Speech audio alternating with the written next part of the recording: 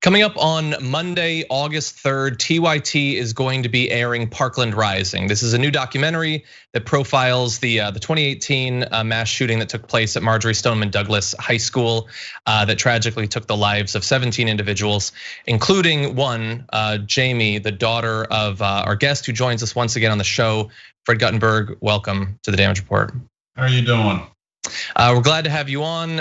As always, unfortunate topic, but you've been engaged in a number of different efforts to try to bring a little bit more justice to the world in this area of needless gun violence. And the most recent, Parkland Rising. Tell me a little bit about the documentary, how it got started, and what you're hoping it'll accomplish. You know, you've spoken to some of the people who were involved in putting it together. What was amazing about them and others who came into our community was just the determination and the desire to tell the story of what happened there, to ensure it doesn't get forgotten, to make sure that the reality of gun violence in our community and in all communities across this country is told. Because the day of being able to say, that happened there, and then move on is over. The voices coming out of Parkland, the stories coming out of Parkland, the reality that there were kids in that school who had the wherewithal to record what was happening while it was happening, has made this a different conversation forever. And the truth is, because of what happened in Parkland, the gun safety movement is succeeding across this country because of the stories that have been told and continue to be told. The gun safety movement is moving forward in this country, in city after city, state after state. And after November 3rd, we're gonna be able to do this in Washington, D.C. Yeah, you're totally right. This sort of documentary hopefully will get people thinking about that horrible day, but also what has been accomplished, following it from some of the amazing activism that we've seen, from the initial days on until today and continuing. I would say it's been basically 2 years now. I am surprised that in America, which is a country that it ignores most of what's bad that's going on, and the stuff that it acknowledges, it moves on from very quickly. I feel like this is really an event that is still in people's minds. That it is. Thanks to people like you, but also the younger activists too. Like you fought to make sure that people can't do what they generally do. Well, I appreciate that. It's also because gun violence keeps on happening. Yeah. It's because 40,000 people a year are dying, and this year it's gonna be even higher than that. It's because we're now seeing the reality that while we're in this pandemic, this administration unleashed a gun surge on America that's having real consequences. Those guns are getting used. And so I can tell you, I'm never gonna shut up about this. I'm never gonna stop working to ensure we elect the right people because of what happens in this country, what happened to my daughter and 16 others, but 40,000 others, and those aren't all homicide, over half of those are suicide, but that's gun violence. Yeah. And so I think we've shown the country you don't have to sit down quietly and just assume this is okay. Yeah. We're going to fix this.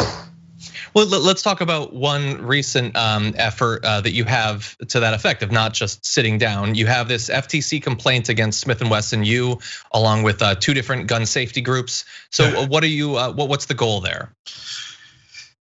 To hold those manufacturers accountable for the death they bring to our streets. Here's a fact, okay? Those manufacturers use their marketing dollars to sell more and more of those weapons, and they're selling them to kids. Their advertising, their marketing, their promotion is geared at kids. And one of those kids bought one and used it to kill my daughter. Now, in the United States of America, we currently have a law called PLACA, which protects these gun manufacturers from lawsuits, from liability. A guy like me can't go and say, you went ahead and actively sold that gun to this child. What did you do to ensure that child wouldn't use that gun on my daughter? I can't sue them for that because they're protected. So I went to the FTC and we filed a complaint. And we're going to hold them accountable. What do I ultimately hope to approve? I want to get those CEOs of those businesses under oath to tell what they were planning, what they thought, why they did it, and why they didn't do anything to protect those that we love from the consequences of their business decisions. Yeah. I'm curious. You sort of alluded to this, but it's now 95 days until the election. Between now and then, Donald Trump's not going to do anything to rein in gun violence. He's doing everything he can to increase sales, despite the fact that in a previous life he was against assault rifles in the same way that he used to be pro-choice, and then he reinvented himself to become president. If Donald Trump loses, Biden becomes president, what are your hopes? What are your expectations for what can be accomplished in this area during that time? Well, first things first. Every one of us in this country, anyone hearing this, needs to do everything in their power every second of every day to ensure Joe Biden becomes our next president, to ensure the Senate flips. Because this is not like other elections where it's on the edges, where they're kind of all the same and you have to hold your nose. No, the differences are clear and stark. If Biden becomes our next president, we will be able to do gun safety in the United States of America. We will be able to do things like repeal PLACA, pass background checks, raise the age to 21, things that pass red flag laws, things that will save lives. If Donald Trump is the victor, not only will gun safety not get done, the court will end up being pushed further to the right, and it'll be a non-conversation for generations. I don't mean to be stark. I want people to be so concerned that they are determined to vote, no matter what the circumstances. The only chance Donald Trump has to win right now, because he knows he can't win any other way, is to make you afraid to vote. Don't be afraid. Be afraid of the consequences if you don't vote. Your vote is everything, and you got to get out there and you got to make sure you do it.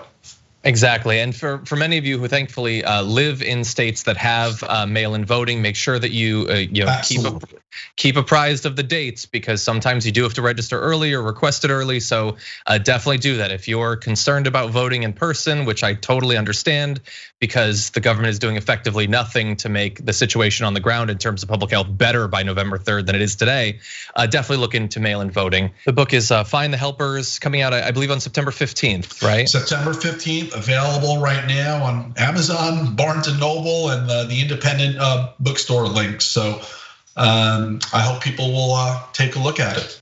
I hope so as well. And also Monday, August 3rd, TYT will be airing Parkland Rising. So everyone definitely, it's not far off. Check that out as well. Fred, as always, we appreciate your time. We know you've got a lot of irons in the fire. Thank you, and I appreciate you all a whole lot. So thank you. Thank you.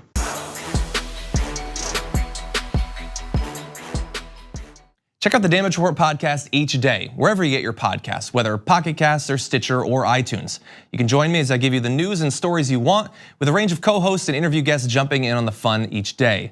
Again, that's the Damage Report, wherever you get your podcasts. And if you get them at iTunes, don't forget to rate and review. Sometimes I'll read them live on the show.